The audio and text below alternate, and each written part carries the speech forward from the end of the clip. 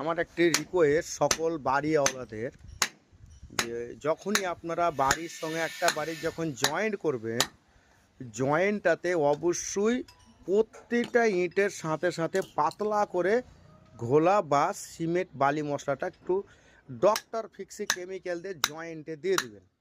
তা না হলে আপনি যতই ভালো পেন্ট করুন আর যতই যাই করুন এই রকম অবস্থা আপনারও হবে, যেটা এখন অলরেডি করছি। এর আগে 7 থেকে 10খানা বিল্ডিংয়ের করা হয়েছে, তখন কোনো ভিডিও করতে পারিনি।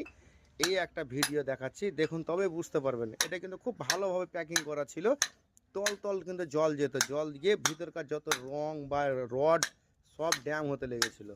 তাই দেখাচ্ছি, দেখুন আপনারা ভিডিওতে। এই দেখুন, এটা হচ্ছে পরের বিল্ডিং করা। এটা এই দেখেন, এই যে জয়েন্টটা আছে না, ভালো করে দেখুন। এই দেখেন ওই যে জয়েন্ট, এই যে ছিদ্রগুলো আছে, ভালো করে ফলো করুন। এই যে ছিদ্রগুলো, ওখান দিয়ে কিন্তু জল সব করে। প্লাস এই যে এই গোড়াটা মোটামুটি হালকা ঠিক আছে, তবে এইখান থেকে আপনার হালকা ফিলিংস আছে। এই দেখেন, দেখেন ইটগুলো খুলতে হলো। এই যে ইটগুলো খোলা করালাম আমার এই ভাইকে সেন্টু থেকে দিয়ে। তো যদি কারো থাকে সেন্টু তাকে ডাকবেন। আর আমি তো হতভাগা আছি, সে যতই ফাটা লিক হোক আর যতই এমার্জেন্সি লিক হোক, যদি পেয়ে যায় হাতে কিনা লাইফ টাইম ফুটো বন্ধ করে দেবো। ফুটোও করতে পারি, তা বলে শুধু এতেও না, কাঠ পাথর লকড়ি কাঁচ লোহা সব দিয়ে ফুটো করে দেবো, বন্ধ করে দেবো, করেও দেবো। তো তার জন্য কোনো টেনশন নেই। এটা আর কি ভাববেন না, এটা খুব সিরিয়াসলি কাজ। দেখেন দেখেন কীভাবে শ্যাওলাগুলো ধরে আছে ভিতর ভিতর ভিতর ভিতর জল যেয়ে যেয়ে।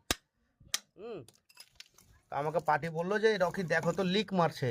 এবার আমি ভাবলাম যে ছোট্ট একটু কাজ হবে, এই ছোট্ট একটু দেখতে এসে 4 ফুটের গড়বড়।